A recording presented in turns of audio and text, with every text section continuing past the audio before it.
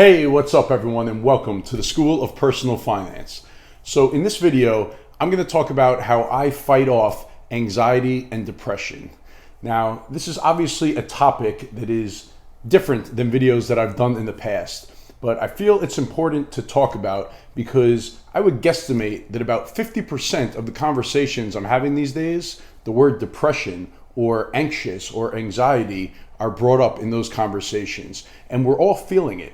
Now, I am by no means an expert on this topic. I just want to share with you what I personally do in my life to not fall into depression or to not get overtaken with anxiety, considering everything that's going on. Even if I just help one person out there who's going through this and maybe hasn't felt it before, or maybe it's somebody who struggles with this all the time. Next week, I'll get back to talking about something that's a little bit more having to do with personal finance. But to be honest, it does all intermingle together.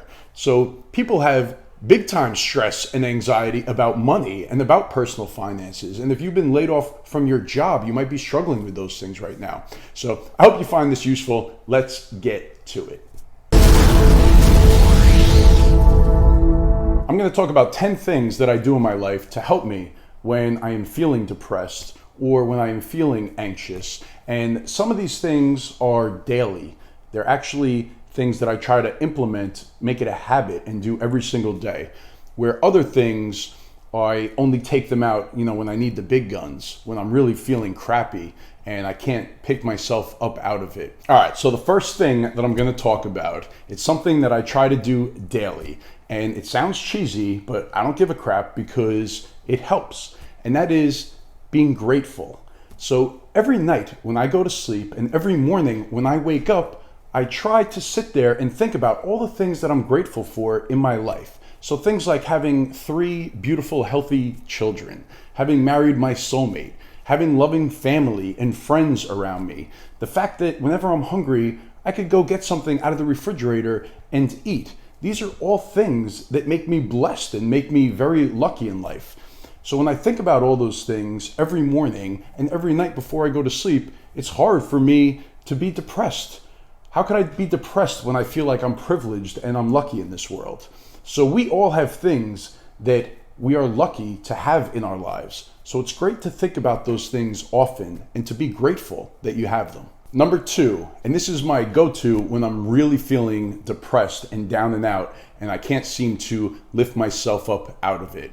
And that is to take my attention off of me and off of my pity party and how I'm feeling about myself, and instead go and help somebody else. So it might be my spouse, it might be my kids, a loved one, a family member, a relative, whoever it may be.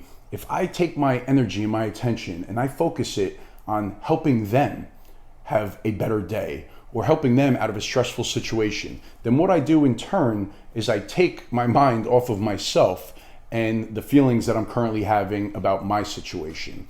So in fact, by helping others, it's actually a selfish act. By doing it, I am in turn really helping myself. And I preach this all the time. I preach it to my children that if you want to feel better about yourself, the best way to do it is to go make somebody feel better about themselves. Even if it's just through listening to them or through building them up or just being a friend to somebody.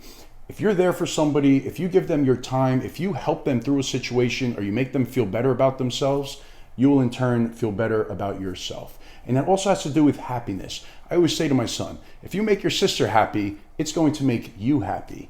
So by helping others, by making others happy, it's a selfish act. It will help you become happier and it will lift you out of the funk and out of the depression that you're currently feeling. And now number 3, and this is something that I try to implement in my life daily, and that is to accomplish something important right when I wake up, first thing right out of the gate. Now this could be like exercising or reading a book or meditation, something that's important to you that's going to make you feel like you accomplished something.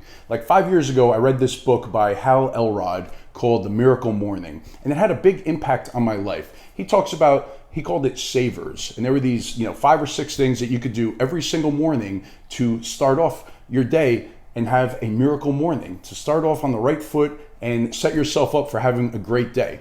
I highly recommend reading that book if you have not done so. It really did have a big impact on my life. And even though I don't implement it every single day, there are a few things that I do every day. And when I exercise first thing in the morning, I feel great. I just have a hard time doing it, especially during this quarantine, as I've put on 20 pounds during this, which might be a result of my depression and anxiety.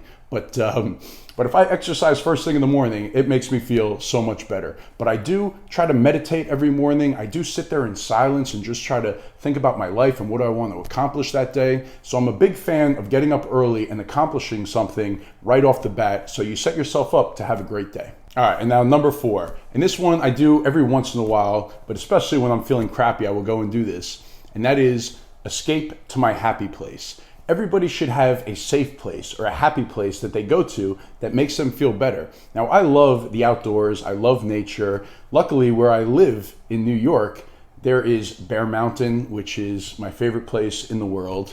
The Hudson River is here. So there are some beautiful spots that I could go to, and I could hang out for a few hours and just collect my thoughts and, be by myself and think about life and think about my goals and think about what's going on. And it's where I escape to. So everybody should have a place where they feel safe and at home and happy, and go there when you're not feeling too good, when you need to, stop and let the world around you continue while you could sit and, calm your nerves and just think and keep your mind from racing and just go hang out for a day and enjoy yourself.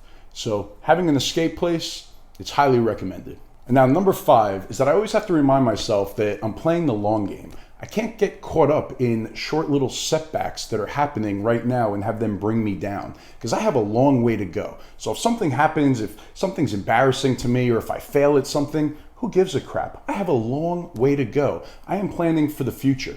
It's the people who live in the now, who have everything caught up in right now and they haven't planned for their future. If they get derailed, then it could lead to depression. It could lead to a downward spiral. You always have to be planning ahead so that you have options as life goes on. To keep myself from getting very anxious or overwhelmed, I try to break things down. If I have a big goal or if I have a big task ahead of me, I try to break it down into small, manageable tasks. I love the saying, how do you eat an elephant? One bite at a time. And it's true, because if you think of this big thing that you need to complete in order to move on, and it's overwhelming and it causes you to freeze up and not do anything, then what good is it for? You have to be able to break it down into small, manageable tasks and start banging them out and get some motivation, get the ball rolling, and bust through it all. It's the only way that you're going to get through it. And now number 6, it's a few different things, but these are things that I'll do when I'm feeling pretty depressed, when I'm down and out and I can't get myself up out of it.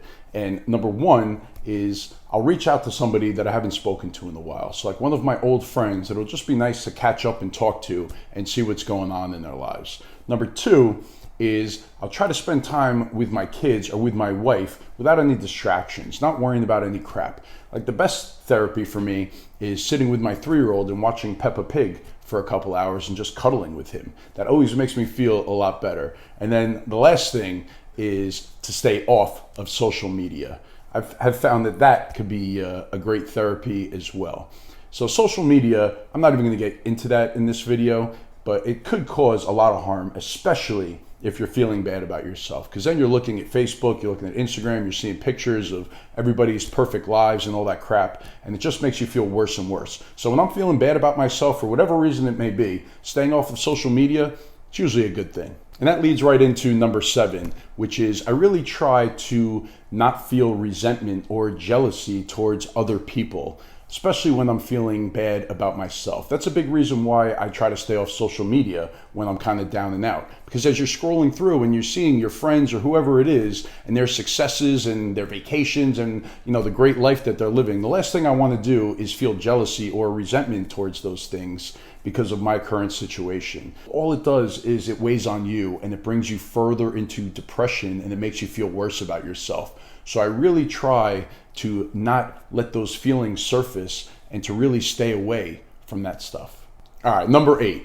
So now when I'm feeling down and depressed about myself or my current situation, one thing that I have found that has helped me in the past is if I start a new project or I try to learn a new skill. And it could be anything. Like some people find gardening might be something that helps lift them out of depression. For me, I like to read books. That will help me out. But like the last time when I was at my previous job and I became very unhappy, I started learning YouTube. I started learning how to post videos on YouTube, learning about the YouTube algorithm, how it all works, how to make videos, the microphone, the camera, the lighting, all of that stuff. And I turned it into a project, and it's led me to start making videos all the time. So me sitting here in front of you, this led out of me being depressed about the situation that I was in a few years ago.